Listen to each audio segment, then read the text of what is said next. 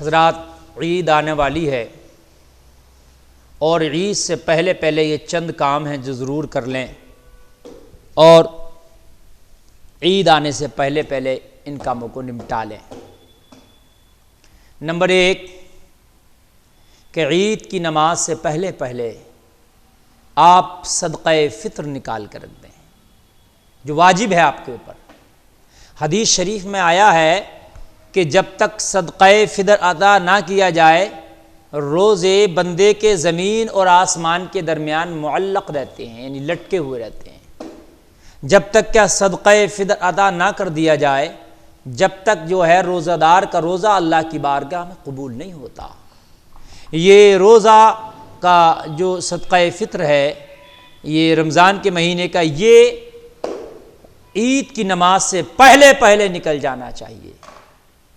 اچھا، یہ صدقہ فطر کس پر واجب ہے؟ حضرات، یہ جتنے بھی افراد تمہارے گھر میں ہیں، چاہے بالغ ہوں یا نابالغ ہوں، بالغ ہوں یا نابالغ ہوں، جس نے روزہ رکھا ہو یا کوئی بچہ ہے جس نے روزہ نہ رکھا ہو، ان سب کی جانب سے صدقہ فطر ادا کیا جائے گا۔ جو گھر کا مکھیا ہے، جو گھر کا مین آدمی ہے، اس کی ذمہ داری ہے کہ وہ بچوں کی جانب سے اور بچیوں کی جانب سے، جو بچیاں شادی کر کے سسرال چلی گئیں، ان کا صدقہ فطر ان کے شوہروں پر، ان کی سسرال والوں پر ہے، پھر ان کا آپ ادا نہیں کریں گے۔ لیکن جن بچیوں کی شادی نہیں ہوئی، آپ کے گھروں میں ہے، ان کا صدقہ فطر آپ ہی ادا کریں گے۔ تو آپ جن بچوں نے روزے نہیں رکھے ہیں اور جو روزے رکھیں، ان سب کی جانب سے صدقہ فطر ادا کرنا پڑے گا۔ حد یہ ہے کہ اگر رمضان میں بھی کوئی بچہ پیدا ہوا تو اس کی جانب سے بھی صدقہ فطر ادا کرنا ہوگا۔ اب صدقہ فطر کتنا ہے؟ ایک آدمی کا 2 کلو 45 گرام گیہوں، 2 کلو 45، جو مارکیٹ میں گیہوں عام طور سے آپ کھاتے ہیں، چلتا ہے مارکیٹ میں، وہ گیہوں، نہ تو صاحب بہت اعلیٰ کوالٹی نہ گھٹیا کوالٹی، جو کوالٹی آپ استعمال کرتے ہیں وہ 2 کلو 45 گرام یا تو گیہوں یا ارے بھائی، یا تو گیہوں 2 کلو 45 گرام یا تو گیہوں، یا پھر اس گیہوں کی قیمت آپ کو ادا کرنا پڑے گی۔ اب جو قیمت مارکیٹ میں چل رہی ہو، جیسے ابھی ہمارے ہاں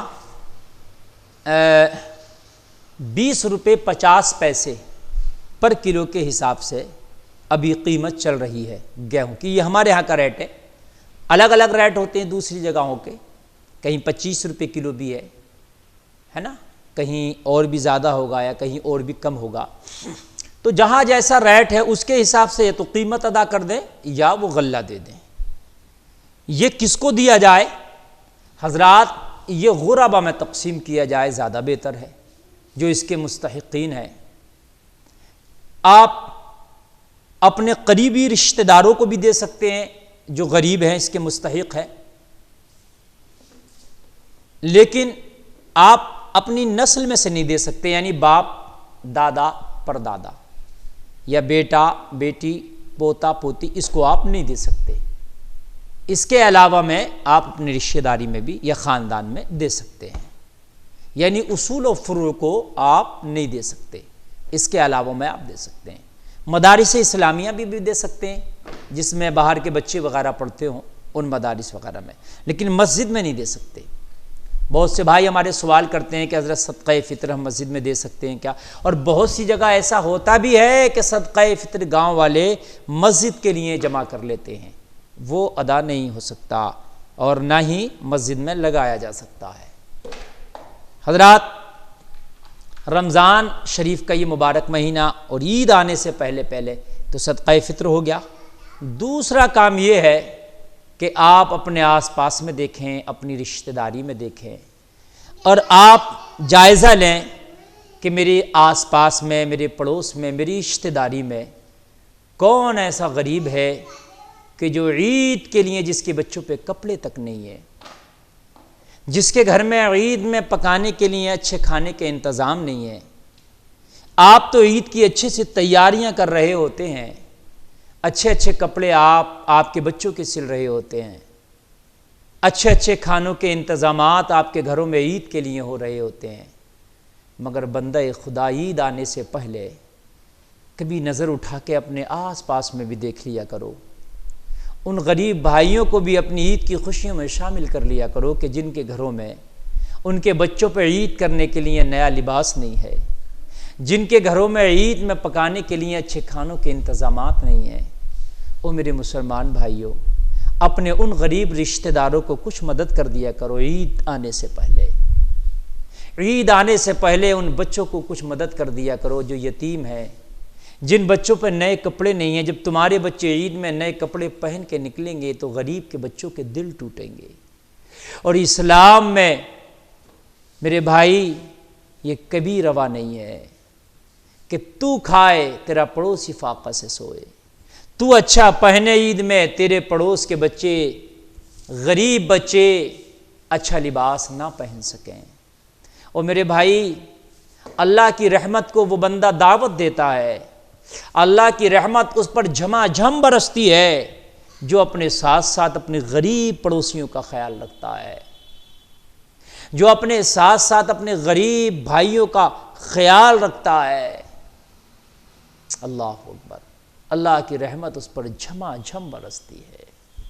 میرے بھائی، میں آپ کو عرض کر دوں، ایک بہت بڑا عالم دین جس کی ساری زندگی عبادت میں گزری، جس کی ساری زندگی اللہ اللہ کرتے گزری، جس کی ساری زندگی رب کی عبادت کرتے گزری، اس عالم دین کا انتقال ہو گیا۔ اور انتقال کے بعد کسی نے خواب میں دیکھا اور پوچھا کہ یہ بتا اللہ نے تیرے ساتھ کیا معاملہ کیا؟ تو وہ عالم دین کہنے لگا کہ اللہ نے مجھے بخش دیا، میں بخشا گیا۔